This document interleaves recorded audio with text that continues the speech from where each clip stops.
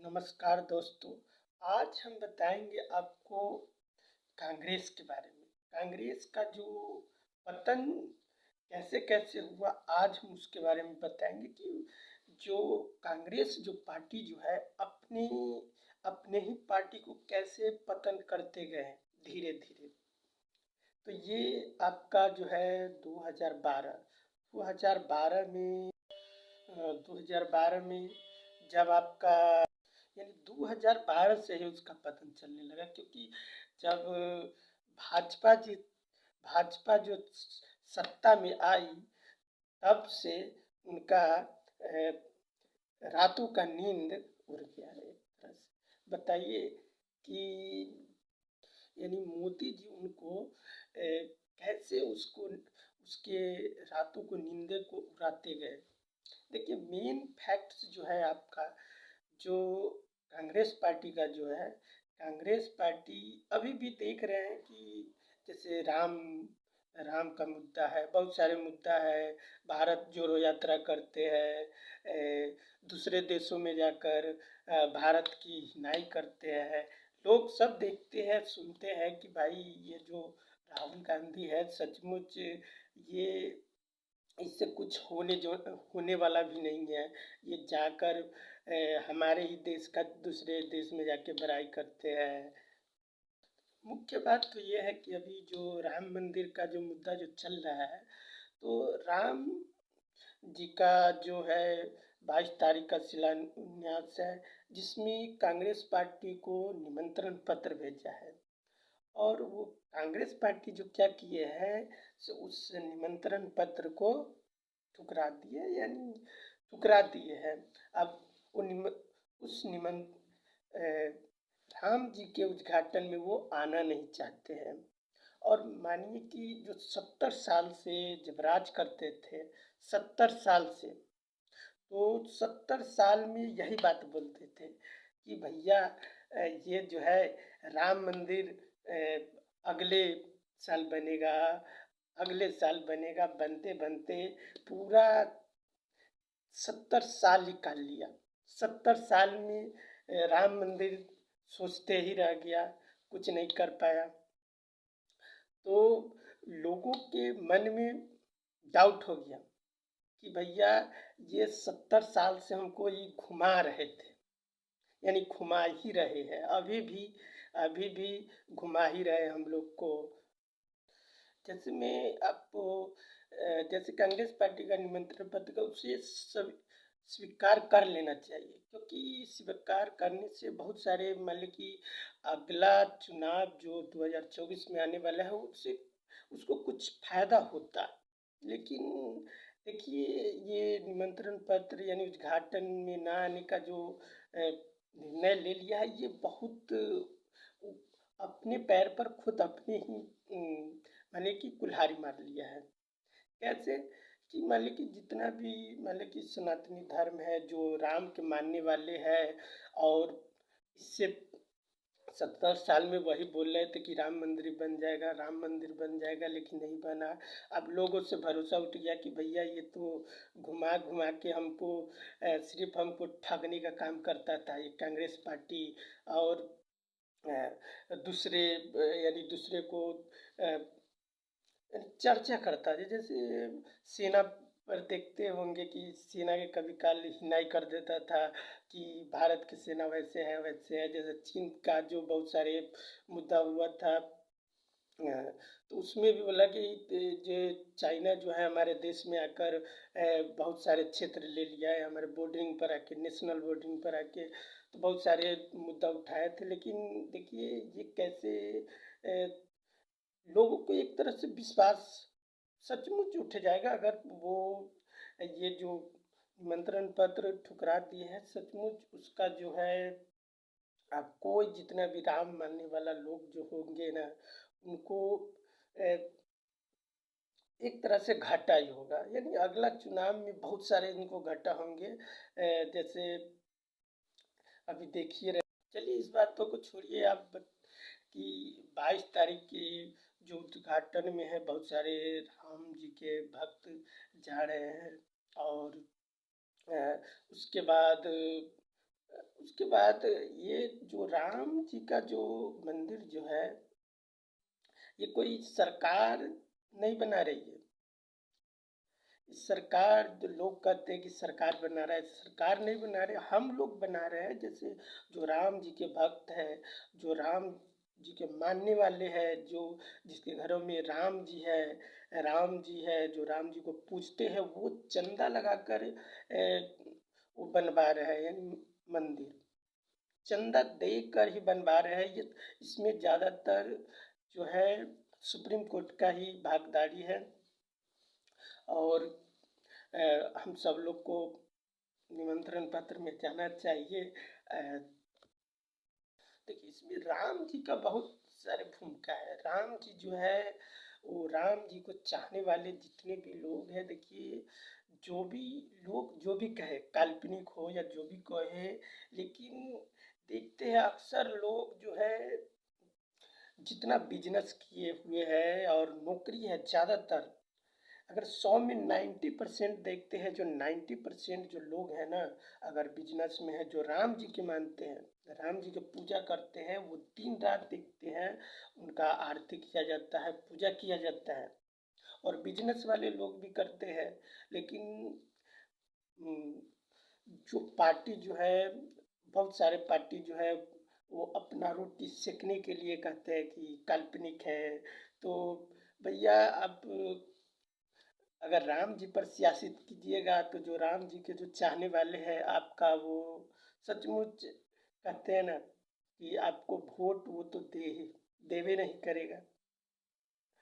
तो इसीलिए ऐसा अगर पार्टी भी है, तो आप सचमुच आगे बढ़ना चाहते हैं, तो देखिए, मेंटेन से चलिए। अगर मेंटेन से आप चलते हैं, तो आपका पार्टी का बहुत बड़ा भला होगा। आपका पार्टी जो है बहुत आगे जाएगा। लेकिन भैया, ये बहुत सारे नेता जो है क्या क्या बोलते रहते हैं, बोलने के बाद समझ जाइए कि वो जो अ, अ, जो चाहने वाले हैं, उससे खास करके वोट नहीं देंगे। चलिए, हम लोग अगले बातों पर चलिए, रामायण की बात करते हैं, क्योंकि राम जी का उद्घाटन है 22 तारीख को। तो हम लोग राम जी के बारे में कुछ जानते हैं। राम जी के बारे में आप लोग भी बहुत सारे कुछ जानते होंगे, रामायण देखे होंगे, और कैसे कैसे रामायण में युद्ध हुआ है, इसके बारे में थोड़ा जिक्र कर लेते हैं कि हम भी देखते हैं कि उसमें क्या है। जैसे दशरथ जी के 4 गो पुत्र थे। वो उसमें से सबसे बड़े जो थे राम जी थे, और लक्ष्मण, शत्रुघ्न, भरत, ये 4 भाई थे। जो जिसमें जो राम जी थे वो बड़े थे, और दशरथ चाहते थे कि उसे राजा की गद्दी मिले, और राज्य के लिए उसे स्वीकार भी किया था। लेकिन इसमें बहुत सारे वो भारत को बनाने उसको देख के कई भारत का जो माता थी, वो अपने बेटे को बनाना चाहती थी। इसमें बहुत सारे उलट फेर करके, और राम जी को अंत में वनवास का वनवास दिया गया 14 वर्ष का। 14 वर्ष के वनवास में बहुत सारे हुए, बहुत सारे युद्ध भी किए। सीता जी, देखिए कहाँ, जैसे जब वनवास जाते हैं तो बहुत सारे युद्ध करते हैं। सुग्रीव से मिलते हैं। सुग्रीव के बाद देखिए, सुग्रीव के भाई जो बाली जो होता है, उसे वो कितना ताकतवर होते हैं, फिर भी राम जी के बाण से वो ढेर हो जाते हैं।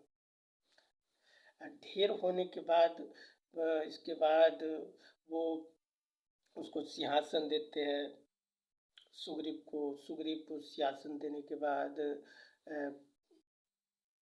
उसके बाद उस वो सेना जो है राम जी की मदद करते हैं। राम जी की मदद उसकी सेना जो है वो राम सेतु पुल बनाने का काम करते हैं।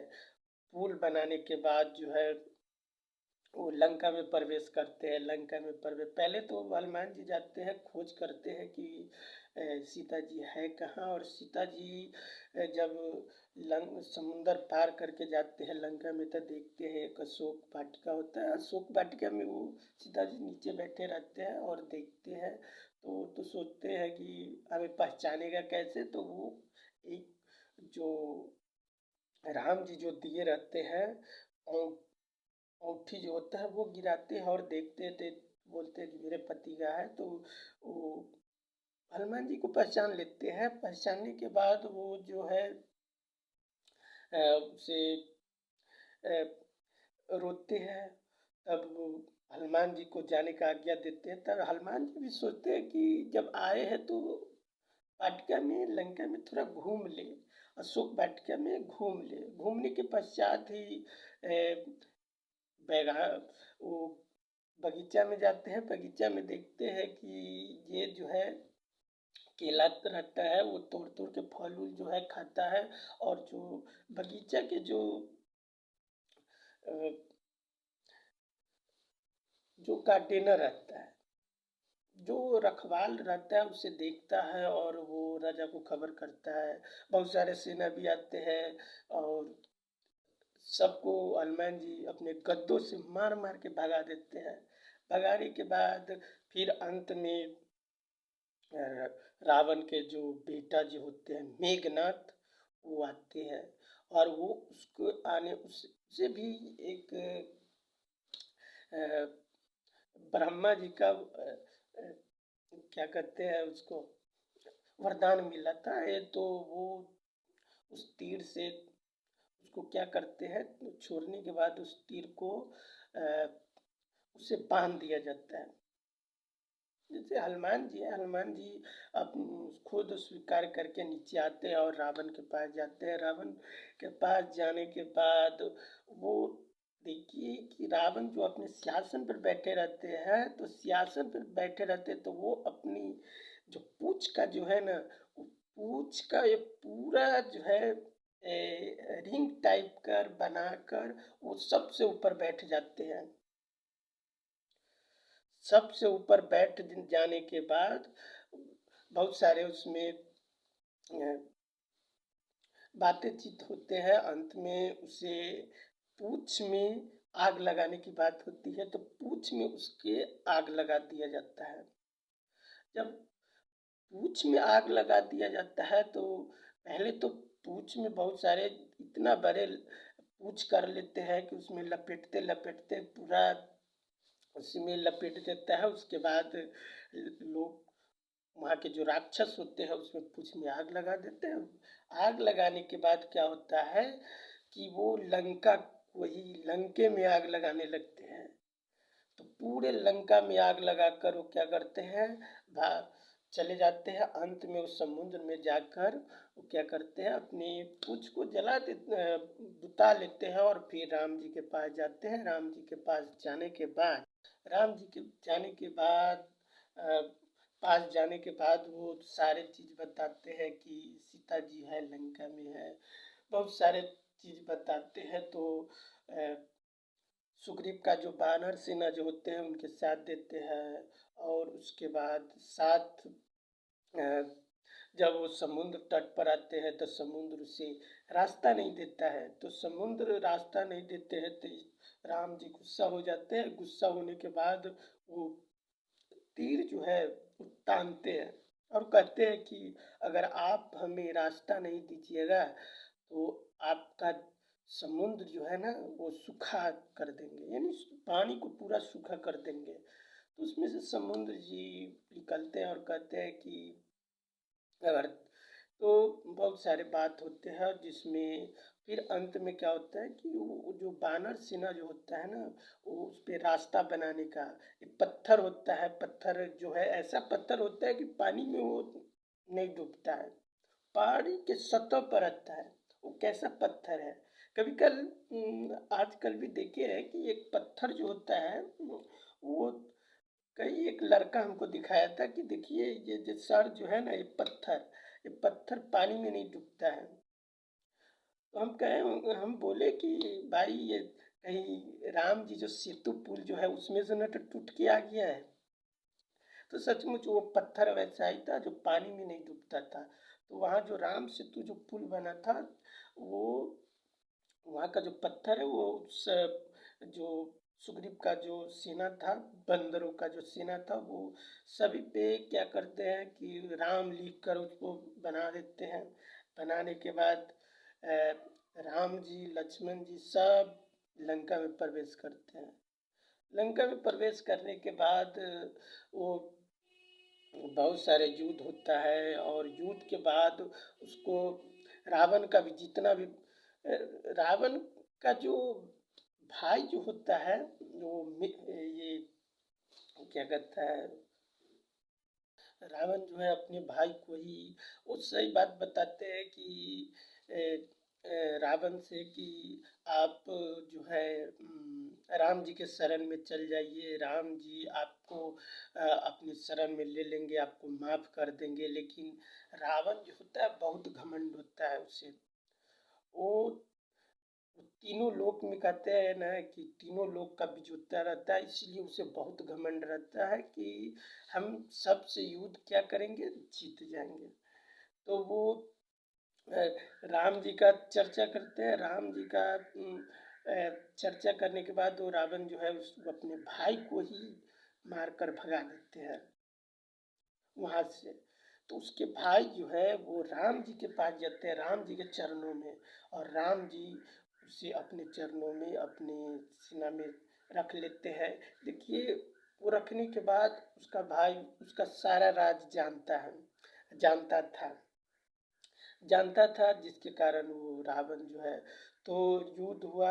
रावण के बहुत सारे भाई को राम जी ने लक्ष्मण जी ने मार दिए। और अ, मारने के बाद एक उसका जो भाई होता है छोटा वाला कुंभकर्ण, कुंभकर्ण जो होता है वो उसे वरदान मिला रहता है ब्रह्मा से कि अ, उस 6 महीना सोता है, 6 महीना जागता है। उसे एक वो जो है ना, उस सरस्वती जी जो हमारे विद्या की जो देवी है, वो उसके स्थान पर वो कुंभकर्ण लेना चाहता था।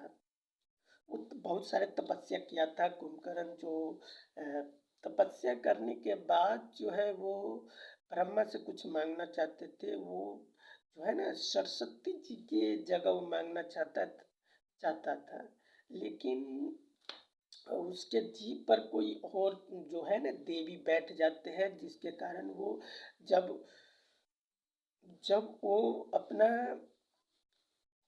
ब्रह्मा जी बोलते हैं कि आप बहुत सारे तपस्या की है, आप मांगो वरदान, क्या मांगते हो। तो जब कुंभकर्ण जब मांगता है तो उसके जीभ पर एक देवता बैठ जाते हैं। तो वो मांगने के लिए रहता है, सरस्वती जी का जो स्थान है वो उसे कहा जाता है कि हमें 6 महीना सोना और 6 महीना जागना, ये वरदान मंगाया जाता है, जिसके कारण वो 6 महीना सोता है और 6 महीना जागता है। तो जब युद्ध का समय था, राम जी का युद्ध के समय था, तो उस समय वो जो कुंभकर्ण जो है सोता था। तो सोता था तो वो रावण जो है अपने सैनिकों को भेजता है, बहुत सारे सैनिकों को भेजता है कि जाओ तुम कुंभकर्ण को उठा के लाओ। अब वो तो भैया वो तो 6 महीना सोता था, 6 महीना पूरा था या नहीं पूरा था, सेना सब चलती है उसको जगाने, भाला गणास लेके वो नहीं जागता था। तो उसके जो उसके जिस्म था, जो उसका शरीर था, उसके शरीर में भाला भोंकता था, बहुत सारे भोंकता था, फिर भी वो नहीं उठा। फिर उसमें बहुत सारे बाजा उसके कानों में हाथ हिलाया था, बाजा बताता था, फिर भी नहीं उठा। तो अंत में वो क्या करता है, उसे ऐसे भी 6 महीने सोता है तो भूख तो सबको ही लगता है। तो वो समझ गया कि इसको उठाना है तो इसे भोजन ही देना पड़ेगा। तो भोजन बहुत सारे लाया। भोजन का जब सुगंध आया तो भैया देखिए वो जो खाता था ना, बहुत खाता था, जितना बहुत बड़ा शरीर भी था, खाता भी था बहुत, और पानी भी एक टंकी जैसा पीता था, एक टंकी की सीधे पी लेता था। अब क्या होता है कि वो जो जागता है तो पहले तो खाना खाता है, खाने खाने के बाद पूछता है कि अपने जो रावण जो सेना जो भेजता है उससे पूछता है कि आप हमें इतना जल्दी जगाने का साहस कैसे किया आपने। तो सैनिक डर जाता है और बताते हैं रावण जी की कि आपका जो बड़े भाई है आपको महलों में बुलाए हैं। बस, तो कारण पूछे कि क्या कारण है। तो बोले कि वो यानी सभी के विजेता यानी तीनों लोग के विजेता है, हमसे उसे क्या काम है। तो बोलते हैं कि वो कारण जो है वो बताते हैं कि सीता जो पहले राम जी को कि युद्ध करने के लिए बताता है शायद तो सीना जिस जिससे वो पूछता है कि राम को हमें लंका से क्या चाहिए। तो वो जो सैनिक जो होता है जो आता है उसे जगाता है, वही बताता है कि जो राम जी का जो पत्नी है वो अ, जो है रावण यानी आपके बड़े भाई उसे ले आए हैं। तो खुद बताते हैं कि सीता माता को तो फिर भी उस कुंभकर्ण जो है वो वो भी बोलते हैं कि भाई मेरा भाई है तो मेरा भाई का फर्ज तो निभाना ही पड़ेगा। वो चल दिए, वो आते हैं, उससे बात करते हैं। बात करने के बाद वो भी अंत में चले जाते हैं, अ, राम लक्ष्मण से चले जाते हैं और युद्ध करने जाते हैं। युद्ध करने के बाद जो है जाते हैं तो पहले तो उसके बाद छोटे भाई आते हैं और उसको सब बात बताते हैं कि समझाने का। तो फिर भी वो कुंभकर्ण जो है नहीं मानता है। नहीं मानता है तो क्या होता है कि युद्ध करता है लक्ष्मण जी से, फिर राम जी से। राम जी उसको जब तीर मारते हैं तो दोनों जो हाथ जो होते हैं दोनों हाथ काट देते हैं, धड़ अलग कर देते हैं। फिर वहाँ से उसके बाद जो होता है मेघनाथ आता है। मेघनाथ बहुत बलशाली होता है। अगर मेघनाथ चाहता तो राम जी या लक्ष्मण जी को हरा देता, लेकिन वो एक पुजारी थे जो दुर्गा माता की पूजा करते थे और दुर्गा माता को पूजा करते थे। तो देखिए वो अधर्म करता था फिर भी दुर्गा माता जो है उसके साथ देते थे। तो वो जब पूजा भविष्यन, हाँ अब मेरे याद हो गया कि रावण का सबसे छोटा भाई था जो भविष्यन था और लक्ष्मण जी को ये सब बात बताया। भविष्यन जो है लक्ष्मण जी के सब बात बताया कि पहले इसका जो है ना पूजा भंग करना पड़ेगा। सब आइडिया देता है भविष्यन। अब भविष्यन आइडिया देते हैं तो अंत में सही में जो रावण है वो मारा जाता है। तो भविष्यन जो है उनको आइडिया दिए कि अ, इसे इसका पूजा है उसका भंग करना है। तो अगर भंग है तभी आप इससे जीत पाएंगे। तो लक्ष्मण जी करते हैं कि इसका सही में भंग कर देते हैं, पूजा इसका भंग कर देते हैं। भंग करने के बाद बहुत सारे खूब युद्ध होता है। लक्ष्मण जी के भी तो दो बार, एक बार राम लक्ष्मण दोनों को नाक से बांध देते हैं। एक बार तो वो क्या कर लक्ष्मण जी को भी तीर से मारते हैं तो वो भी बेहोश हो जाते हैं। तो